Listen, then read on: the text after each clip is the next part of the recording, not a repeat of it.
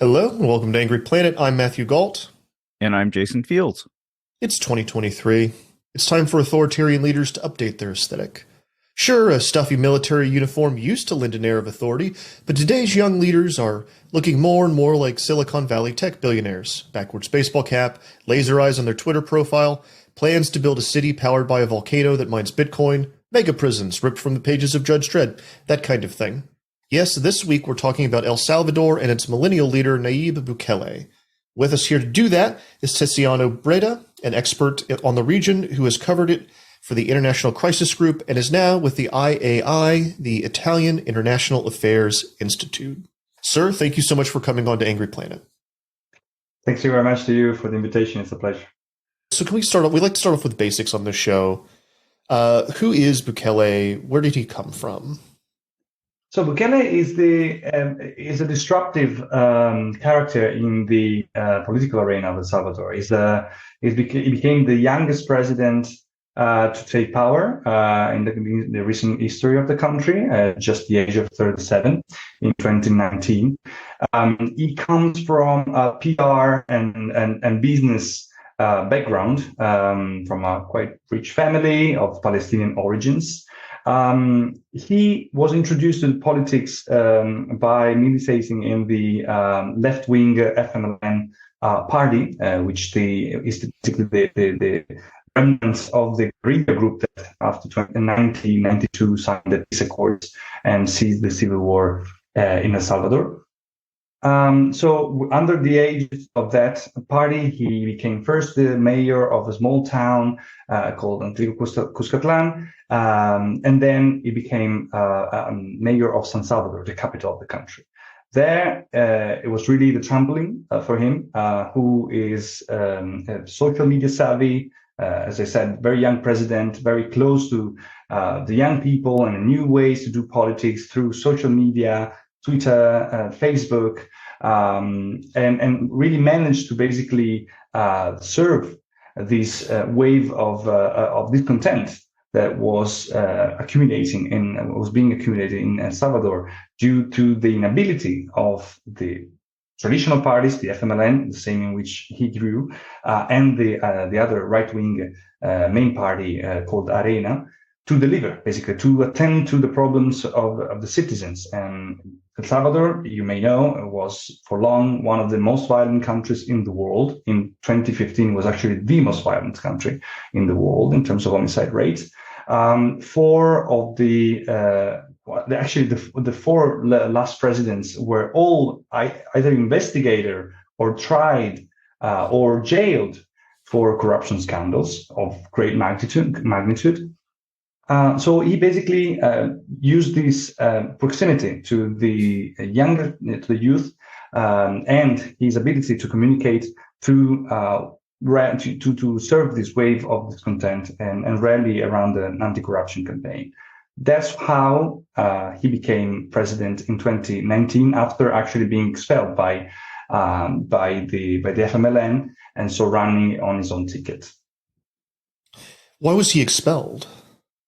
He was expelled precisely because the leadership of a party that is not used to renewal, so to speak, and is still led by the remnants of the guerrilla commanders that fought the civil war, saw in him initially, of course, an opportunity to capitalize on the votes of the people in the minor town and then the capital. But afterwards, saw in his ambitions a risk, a threat.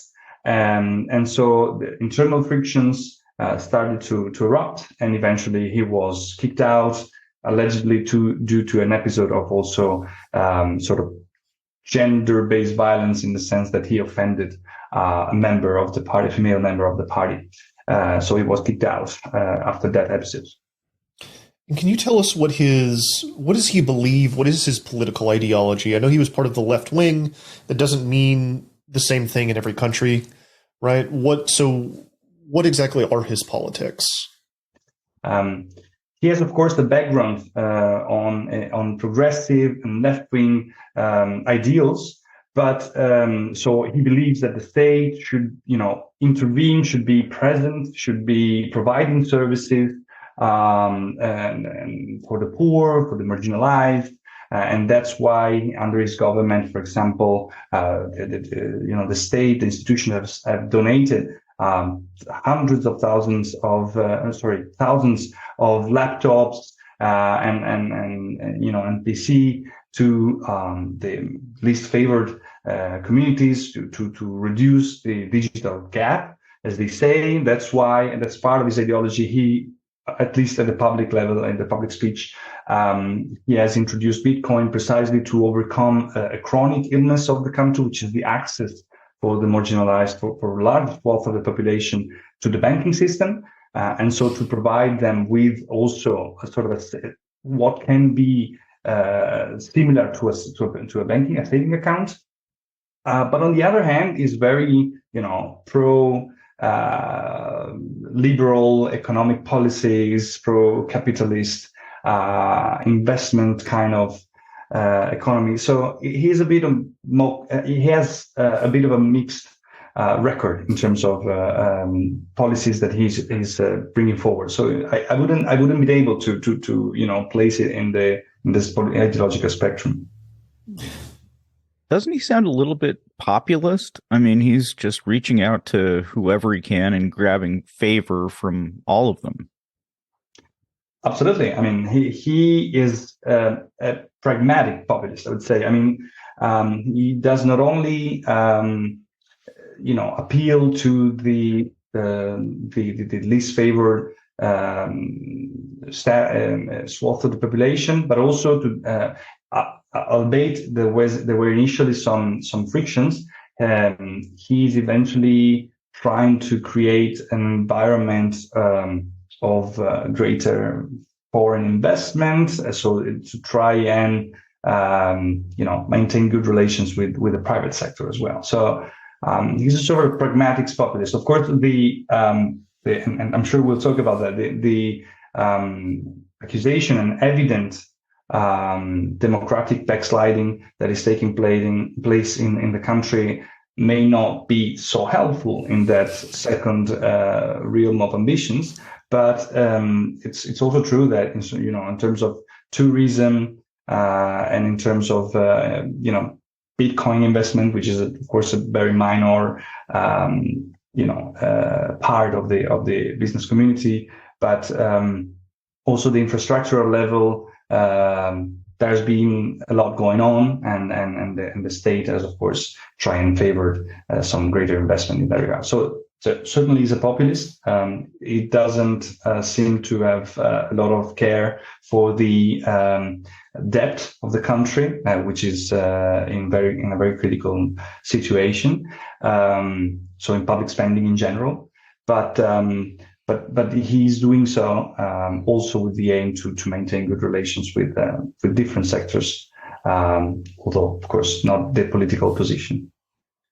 So there's a lot of reasons I wanted to talk about him because one of the biggest things for me, and there's a lot to talk about here, was that there's this sheen on top of him that I haven't quite seen before in like an authoritarian leader, where it's very modern. And it's kind of playing to, it feels like you're playing to this international audience that's watching on the internet as much as you are domestically. He's doing a lot of this. And I think I'll link this video in the show notes for people. But one of the big things that drew me in and made me research him and want to talk about him was this presentation from November in 2021 for Bitcoin Week. El Salvador, he announced that Bitcoin was going to be the national currency. And as part of this, they were going to build a Bitcoin city, which I believe was literally a planned city in the shape of a Bitcoin. If you were to view it from above, it's going to be attached to a volcano. In the volcano, they were going to use geothermal power to power a giant Bitcoin mine. And basically, if you were to invest in this city or live there, no payroll tax, no property taxes, no municipal taxes, tax-free haven for anybody that wants to invest or live there, right? The presentation is really flashy and very internet. There's like some UFO graphics and fireworks, But there's a lot written about that. But what I don't hear about as much is all of the other stuff underneath. Can we talk a little bit more about the repression of democratic norms? Why do people, I see things like millennial dictator, authoritarian. We called him an authoritarian in the beginning. What is the evidence that he is suppressing democracy in El Salvador? Well, I mean, this has become. I think there are two watersheds in his administration that really raised the alarm bells in that regard. The first happened in 2020, and the 9th of February, when against the backdrop of resistance from a legislative assembly, so the Congress basically, who was still controlled back then by the opposition parties, let's say, so the traditional parties, because he came into power with a presidential election, but for the first 2 years he had to face the previously elected Congress, which still had the two main parties as having the majority of seats. So in that moment, the Congress was opposing or was hesitating towards granting the government $100 million debt loan, from I think it was the World Bank to finance the security program, of which the government hadn't really outlined what were the main priorities, how this loan would be spent. So there wasn't great transparency about the use of this money, but they wanted the assembly to approve it anyway. Against this backdrop of hesitation, Bukele basically stormed the Congress with accompanied and surrounded by the military, and sat in the chair of the head of the Legislative Assembly. And said, I guess everybody understands who's in control now. So that really was a very undemocratic, showdown of force, and very little willingness to settle things through dialogue, basically with the other political forces. The second watershed took place in May 2021. When after the elections, the legislative elections this time, his party, Nuevas Ideas, obtained a supermajority in Congress. And on day one, they basically ousted the Attorney General and 5 Supreme Court judges, the Constitutional Chamber in particular, and replaced them with government loyalists. And so you now have an Attorney General, which is really close to the government. You have a Supreme Court, which is controlled by the executive, basically, and actually has ruled in favor of re-election, despite the fact that there's a clear article in the Constitution that prohibits presidents from running for two consecutive terms. And so I think now you can see that at least at the very high level, there's a great suppression of norms. Then there are also minor events. There is a more subtle persecution of the free press and civil society. There's been a lot of evidence of Pegasus, this spyware, Israeli engineered spyware being used to spy on journalists, on civil society representatives.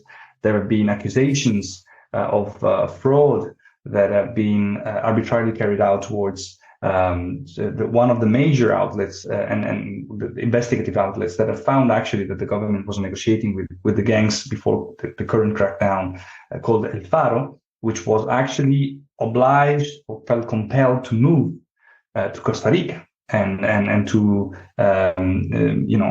keep some of its personnel out of the country in fear of persecution. So there are these also minor signs, and of course, under the current state of exception that I'm sure we'll talk about, basically El Salvador and the citizens have been living for now more than a year with some of their basic rights being suspended, including the right to a free and fair trial, due process, and the right to a legal defense. So I think the signs are there, both at the macro level and the micro level. But he's incredibly popular, right? Why is he so popular if he's doing all these things? Well, people identify or perceive democracy with the lenses of what's delivered to them, right? In particular, in these countries that have been ridden by violent crime for so long, that have, in any case, seen their liberties constrained by the presence of gangs, particularly in poorer communities and neighborhoods. The freedom of movement was anyway, restricted for decades, because you couldn't even cross the streets from some time if, on one side of the street, the MS team was the gang in charge, and on the other side of the street, it was controlled by the 18th Street gang. So I feel that the separation of powers, the constitutional guarantees, all the big scheme democracy speeches are not something that the most Salvadorans can really touch, can really, feel that they are important for their lives. What they feel now is that under this current suspension of civic rights, the concentration of power in the executive, they actually feel a respite, because under this crackdown that is taking place now, it's undeniable that homicides have gone down, the gang presence has somehow subsided, and this president has actually, as I was mentioning at the beginning, done things that no president had done before.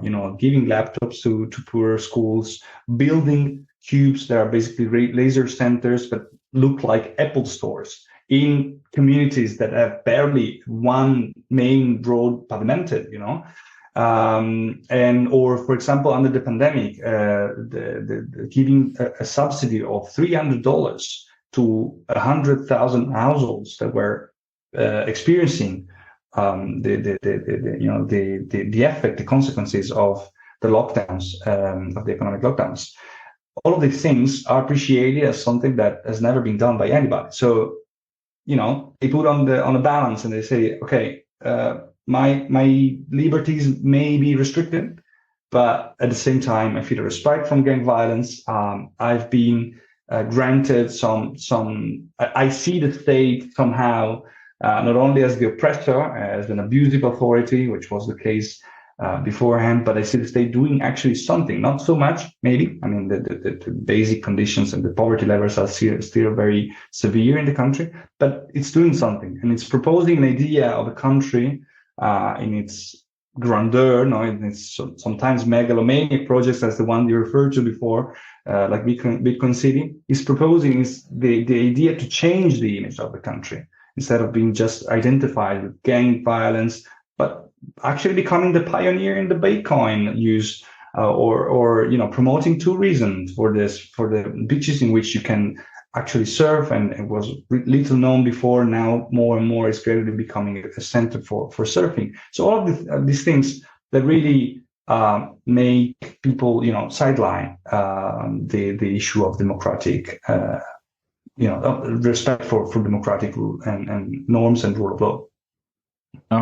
Matthew, I just had one more question. Yeah. Okay.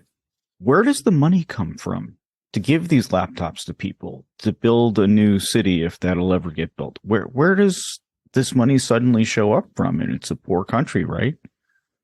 That's the very big question mark, and that's the $1 million question, because one of the main problems that have been identified, and besides the blatant violation of democratic norms and the concentration of powers that I was referring to, is the issue of transparency. El Salvador had a very well-functioning, one of the few probably well-functioning institutions in the country was the Institute for the Access to Public Information. That's been co-opted by the state. So we don't really know with which money the new mega jail is being built. We don't really know, where is the government thinking of? I mean, the proposal to build the Bitcoin City relied on the idea of selling Bitcoin-related bonds, right, like national bonds. So that was the idea. We will collect funds from the bonds, the volcano bonds, those so called, and then with those we will build the Bitcoin city, which I'm not sure it will take place eventually, but so that was one. But the transparency is really probably one of the realms in which this government has produced more setbacks, and so there's really little to know about how the money is being handled. What we know though is that somehow, more recently, after a time of uncertainty and concerns, even the rating agencies like Moody's, Standard & Poor's are starting to somehow reduce the risk level of El Salvador. Also, vis-a-vis the fact that the government has been able to, for example, repurchase some of the debt that he was due to pay in January, for example, 2023, which was a big moment in which many believed that the government could go bankrupt and default. And eventually, on the contrary, the government managed to repurchase some of the debt and so appease somehow the markets. You're listening to Angry Planet, and we're grateful that you are. Many of you have been listening to the show for 8 years. 8 years. Matthew and I love the show, and we know many of you do too. But it's simple. We need your support to continue. If you can, check out angryplanet.substack.com. There you can subscribe to the show. We'll be creating more bonus content as time goes by, and we hope you'll think that the $9 a month or $90 a year will be worth it. Thank you very much. And we're back with more Angry Planet. All right, the other thing that has made news from El Salvador recently, and there's been a lot of headlines and a lot of striking pictures, are these mega prisons. So I want to now kind of pivot to talking about the gangs and his relationship to them. I think that's an incredibly, I don't think he rises to power if not for that being kind of the milieu, right? And without doing a 30-year history lesson, can you kind of walk us through why there was such a huge gang problem? Why was violence such a problem? And what were the main players kind of before he comes on the scene? Right. Well, we have to, if you allow me, take a step back, a 40 years back jump, basically. So we go back to the civil war that was rocking the country in the 80s, which produced the flow of refugees and migrants that mostly relocated to southern California, basically to Los Angeles, mostly. And in that context, these, communities of Salvador and Central Americans in general, where they settled, they faced a huge gang problem there, of gangs that were pre-existing, the Mexican mafia, some Afro gangs, some Asian gangs as well. So in order to protect themselves, they eventually started to creating their own.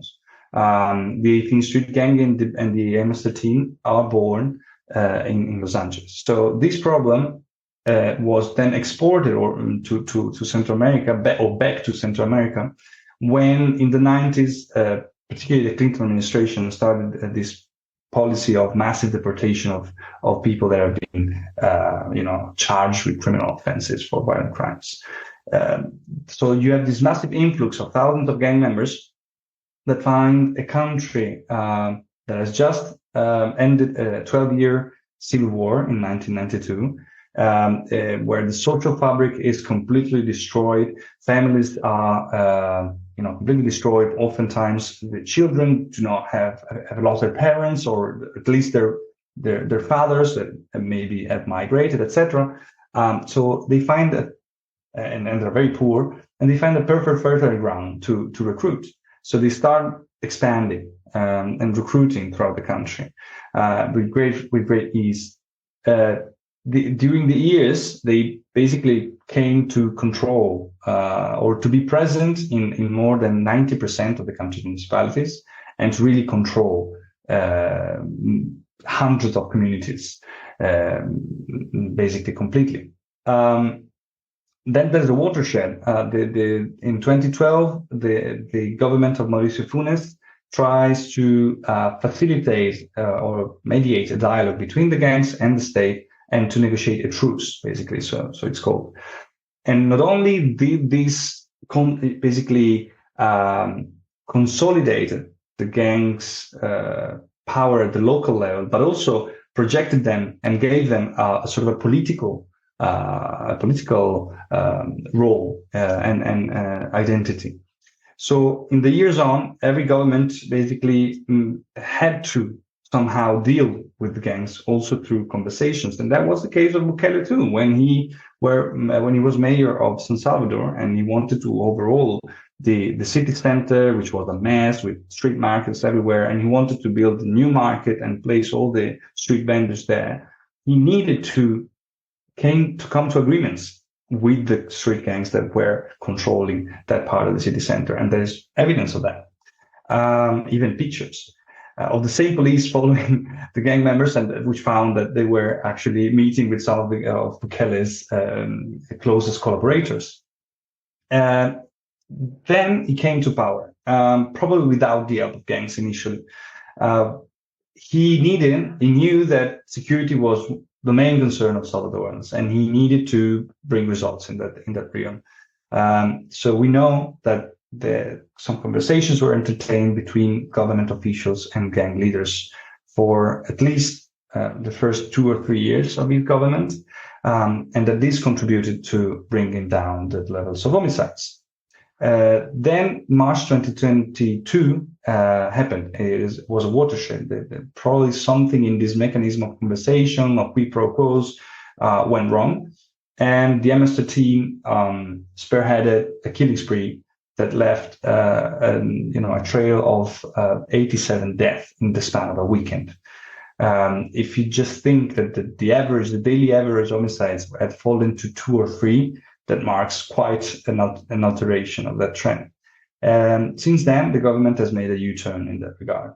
So as far as we know, the policy is not being of that of negotiation or conversation, but actual crackdown on most of its members, with the arrest of, according to the government, almost 70,000 people during the past year, mostly tied to gangs, but we know that there are also thousands of arbitrary detentions. So when did they start building these prisons? Tell us about the mega prison.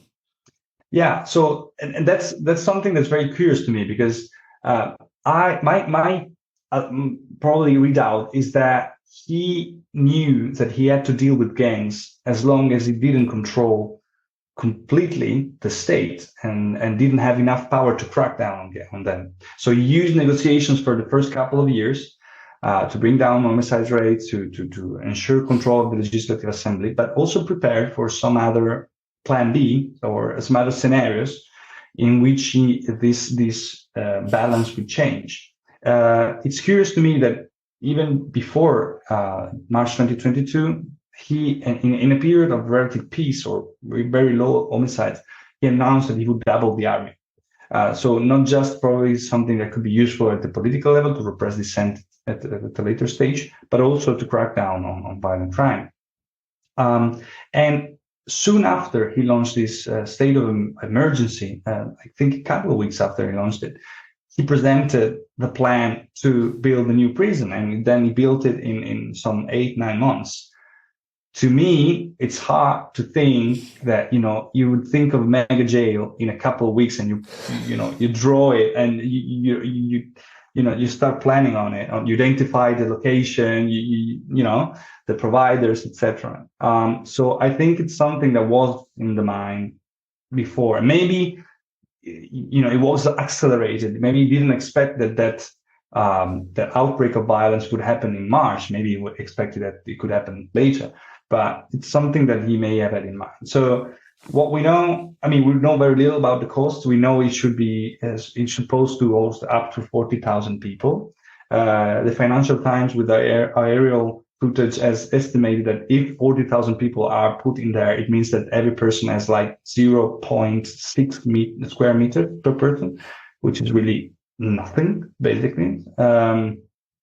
But we know that from Central American experience, jails are designed for X, and then usually the overcrowding goes to more than 200%. So probably it's designed for less than half the inmates that are being announced, but then maybe at some stage it will be filled with more. We don't know though if that will be the case. I mean, we have seen a few footage, as you said, about the first transfers, but I think in the last few weeks, I haven't seen any follow-up videos saying, yeah, we're reaching 10,000, we're reaching more.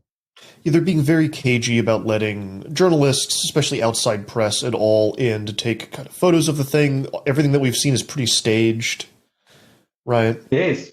I mean, I think that what's happening in prison is the key to understanding where the country is going, because you hear testimonies of people that were unjustly detained and somehow been released. It's not that nobody's been released; some have been released, and they just tell horrific stories about what's happening in there, the conditions, people dying for lack of hygiene or for beatings, abuses from authorities, etc. So one of the reasons why I think that the government is being wary about letting people in is precisely that they don't want to show something not as orderly as they pretend it to be with the videos that they produce. But in a sense, maybe they are happy to have people being released and having these horror stories, right? I mean, the idea being it might have a deterrent effect on crime. But I mean, it's a deterrent effect also to normal civilians. I mean, don't step out of line or you'll end up in the mega prison with a bunch of MS-13 gang members, right? That sounds like an authoritarian playbook. I mean, right. Yeah, it's a good point. I mean, it could be.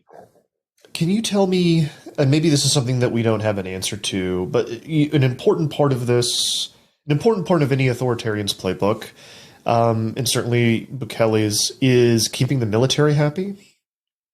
How has he done that?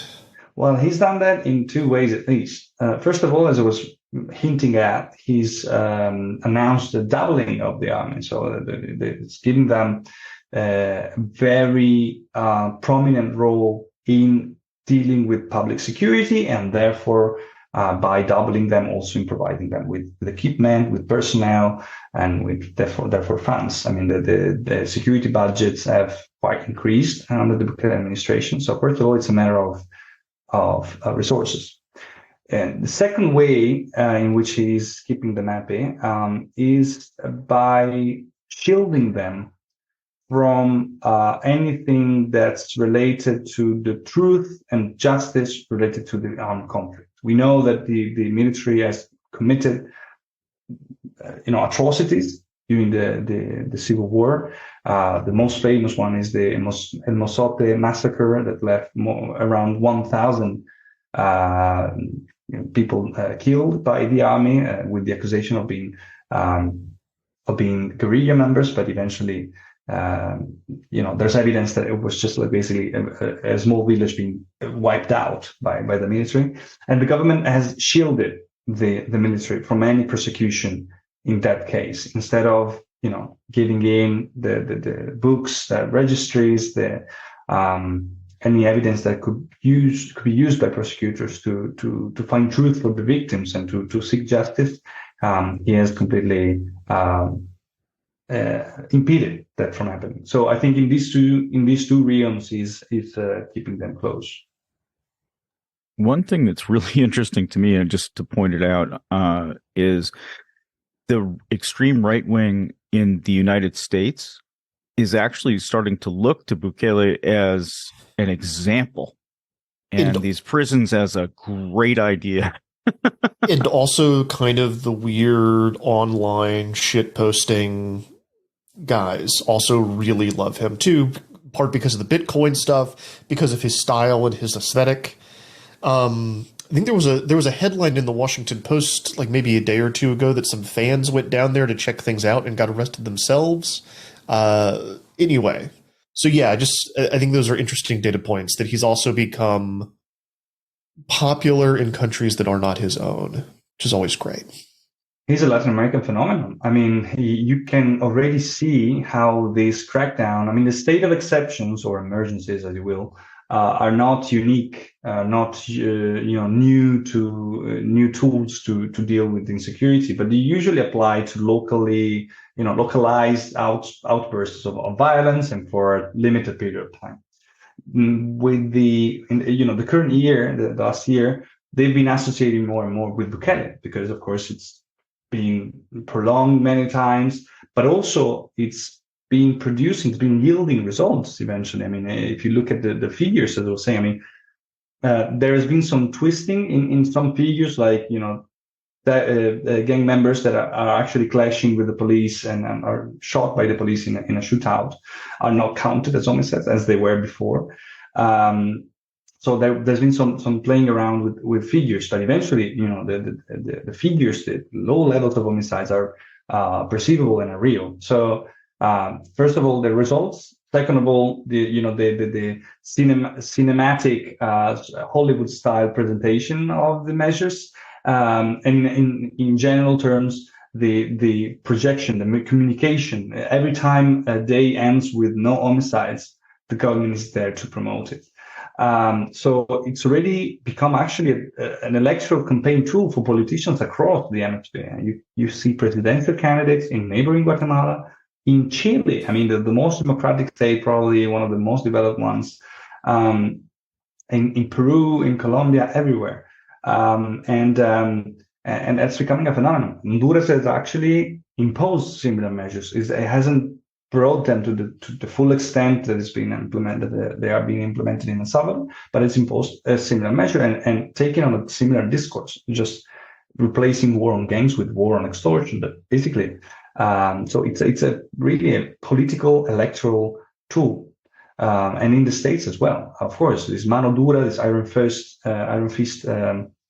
projection and attitude is very popular with some sectors of the society, particularly the conservative ones, that think that violent crime can just be solved if the states step in with the military and arrest, or even worse, all criminals. So next election's 2024. Yes. You said that he's not supposed to run again, but he's running again. Is that correct? Yes. Is that okay? What are you watching in 2024? What are you going to be looking for? How do you think things are going to be playing out?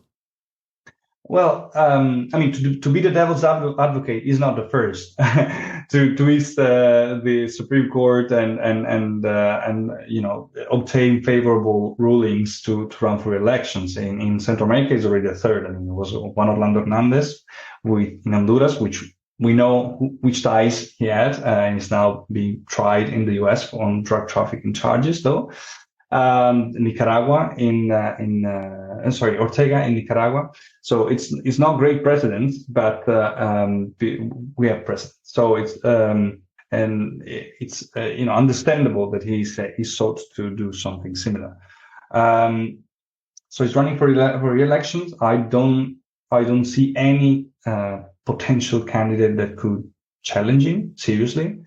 What I would watch is the overall space being left to other political parties to campaign, and the way in which particularly the legislative and municipal elections will be dealt with.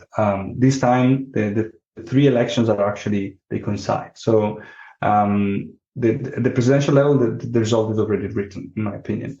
What needs to be looked at is if the ruling party will be able to secure again a supermajority on their own, or it will lose a big ground, because of course you had this huge level of votes for this new party because people were associated with Bukele, but particularly at the municipal level, where the interaction is more direct, between the citizens and the authorities. Some discontent, has been played out. I mean, these are new people in many cases with no experience, just pressing the button for something that Bukele proposes. and at the local level, they may not be able to handle things that the president cannot handle on a daily basis. So I would see whether there could be a slight, reshuffling at the municipal and legislative level. Sir, thank you so much for coming on to Angry Planet and walking us through this. It's been a great pleasure. Thanks for having me.